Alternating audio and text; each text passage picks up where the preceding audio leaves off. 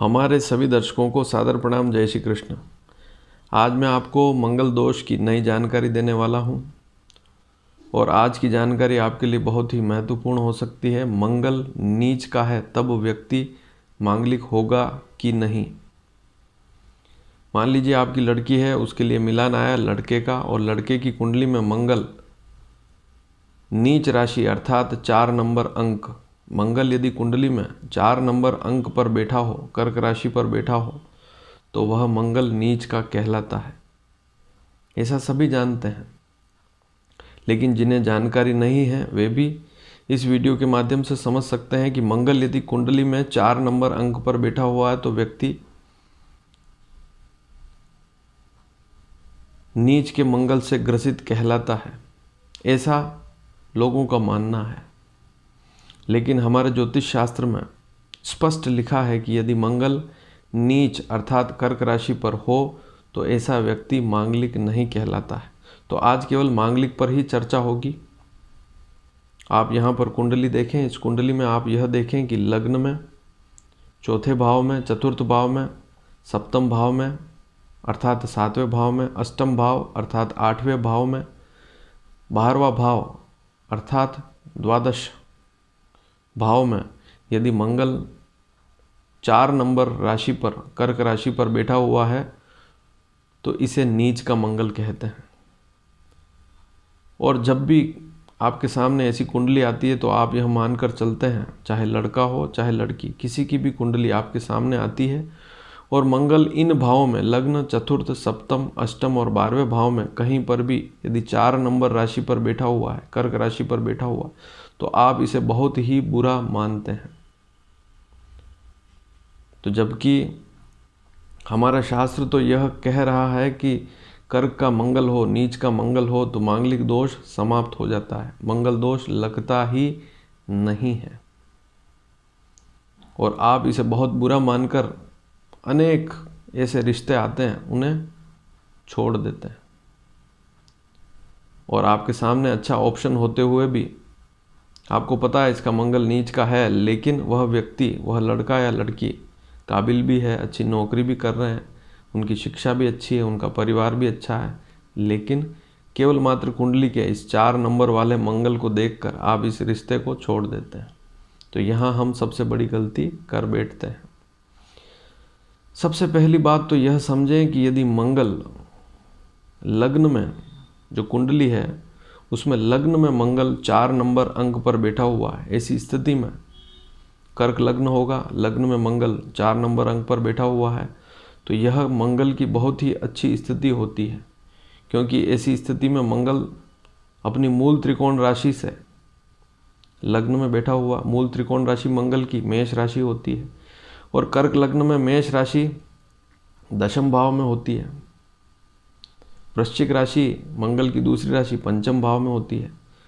तो केंद्र और त्रिकोण का स्वामी यदि लग्न में बैठा है और मंगल की दशा भी है तो कर्क का मंगल किसी भी व्यक्ति की कुंडली में लग्न में अच्छी स्थिति में बैठा हुआ, बलवान भी है, 12 से 18 डिग्री के बीच में है, ऐसी स्थिति में व्यक्ति को मान, सम्मान, पद, प्रतिष्ठा मिलती है, लेकिन हम इसे नीच का मंगल मानकर छोड़ देते हैं। तो ऐसा मंगल मांगलिक की श्रेणी में नहीं आता है। अब इसी कुंडली में देखें, चौथे भाव में मंगल 4 नंबर अंक पर बैठा हुआ है, नीच राशि का। आपने देख लिया चौथा भाव है, चौथा भाव सुख का भाव है, तो व्यक्ति के सुखों में कमी करता है, माँ के सुखों में कमी करता है। यह हमारा सोचना मात्र है। चौथे भाव में मंगल नीच का है तब भी व्यक्ति की मान, प्रतिष्ठा, क्योंकि वह वहाँ से 10वें भाव को देखेगा उच्च की दृष्टि से। ऐसी स्थिति में जो भी लड़का है, लड़की है, उसकी कुंडली में मेष लग्न होगा, उसका लग्न जो है, लग्न चक्र देखें, अगर लग्न कुंडली ही देखनी है, अन्य कोई भी कुंडली नहीं देखनी, तो लग्न मेष लग्न होगा तभी तो चौथे भाव में कर्क का चंद्रमा होगा।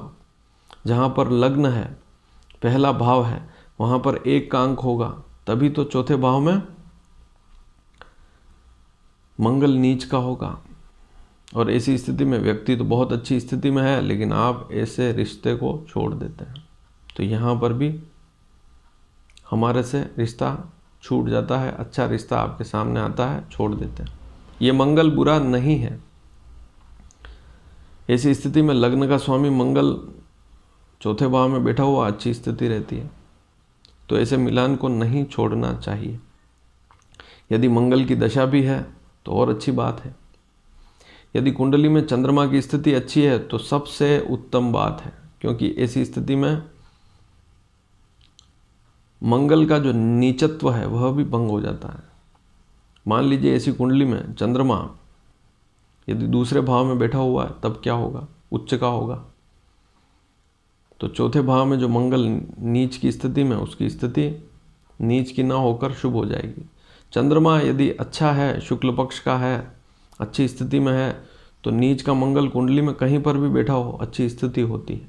हाँ, लेकिन यदि चंद्रमा भी कहीं पाप प्रभाव में हो, राहु के साथ है, सूर्य के साथ अस्त है, शनि के साथ बैठा है, ऐसी स्थिति में मंगल का जो नीच वाला मामला है वह खराब हो सकता है। लेकिन सभी परिस्थितियों में आप नीच के मंगल को खराब नहीं कह सकते। अब चलते हैं सप्तम भाव में। हाँ, सप्तम भाव में मंगल नीच का है तो थोड़ी सी वैवाहिक स्थिति को खराब अवश्य करेगा। इस मंगल को आप चाहें तो ध्यान से मिलान देखें और चाहें तो टाल सकते हैं, क्योंकि सप्तम भाव में नीच का मंगल होगा। ऐसी स्थिति में व्यक्ति का शारीरिक गठन तो ठीक होगा, लेकिन उसका वैवाहिक भाव जो है वह खराब हो सकता है। ऐसी स्थिति में यदि देखें तो मंगल यूँ देखें तो 11वें भाव का स्वामी है, चौथे भाव का स्वामी है, लाभ तो देता है, लेकिन नीच का मंगल सप्तम में समस्या भी देता है। तो यहाँ पर थोड़ा सा मंथन करने की आवश्यकता है, क्योंकि सप्तम भाव है। अष्टम भाव में मंगल नीच का है। अगली स्थिति 8वें भाव में, यहाँ पर देखें आप 8वें भाव में मंगल नीच का है। 8वें भाव में, अष्टम भाव में 4 नंबर राशि पर, कर्क राशि पर मंगल बैठा हुआ, आप इसे बहुत बुरा मान लेते हैं।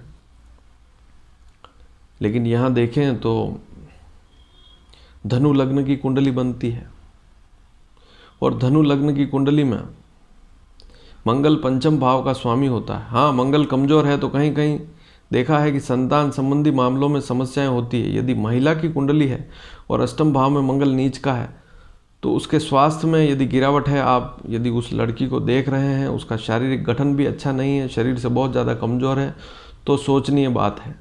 लेकिन शरीर से स्वस्थ है, मजबूत है, उसकी कुंडली में चंद्रमा भी अच्छी स्थिति में है, तो इस मंगल को ले सकते हैं। नीच के मंगल को हम अशुभ नहीं मानेंगे।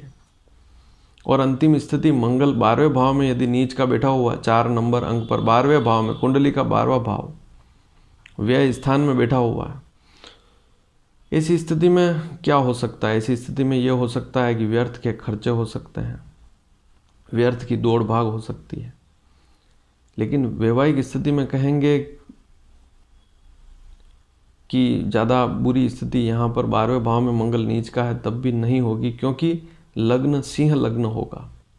ऐसी स्थिति में लग्न में 5 का अंक होगा, तभी तो 12वें भाव में मंगल 4 नंबर अंक पर होगा। और भाग्य का स्वामी यदि 12वें स्थान में बैठा हुआ है, चौथे भाव का स्वामी यदि 12वें भाव में बैठा हुआ है, सिंह लग्न की कुंडली में मंगल चौथे और 9वें भाव का स्वामी होकर 12वें भाव में नीच का बैठा हुआ, ऐसी स्थिति में हो सकता है व्यक्ति कहीं विदेश में रहे, बाहरी स्थानों से लाभ प्राप्त करे, बाहरी स्थानों पर नौकरी करे। लेकिन आप उसको विवाह की दृष्टि से देखें कि खराब होगा, जरूरी नहीं।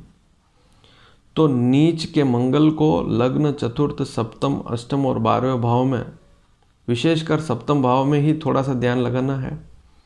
अन्य भावों में मंगल नीच का होकर भी हमारे शास्त्रकारों ने शुभ इसीलिए बताया है क्योंकि वहाँ पर जो लग्न होंगे वे शुभ होंगे, मंगल के मित्र लग्न होंगे। ऐसी स्थिति में, या मंगल का स्वयं का लग्न ही है, जैसे मेष लग्न है, तो वहाँ पर मेष लग्न में तो मंगल लग्न का ही स्वामी है, चौथे भाव में बैठा है नीच का, तब भी कोई दिक्कत वाली बात नहीं। तो शास्त्रकारों ने सारी बातें सोच समझ कर लिखी है। तो हमारे शास्त्रों में लिखा है कि मंगल यदि कुंडली में लग्न, चतुर्थ, सप्तम, अष्टम और 12वें भाव में नीच राशि पर बैठा हुआ है तो ऐसा व्यक्ति मांगलिक नहीं कहलाता है, अधिक दोष ऐसी स्थिति में नहीं लगता है। हम जबरदस्ती उस मंगल को बुरा मान बैठते हैं। सप्तम भाव वाले मंगल पर थोड़ा सा ध्यान लगावें। यदि लड़की की कुंडली है तो उसकी कुंडली में अष्टम का मंगल है नीच का, तो थोड़े सा यहाँ पर चंद्रमा की स्थिति भी देखें, गुरु की स्थिति भी देखें, भविष्य में संतान वाली स्थिति पर थोड़ा सा ध्यान लगाएं।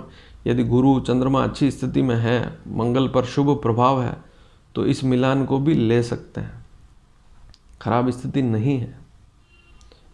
तो मंगल नीच का खराब नहीं होता है, ऐसी धारणा यदि आपके मस्तिष्क में है तो इसे निकाल दें।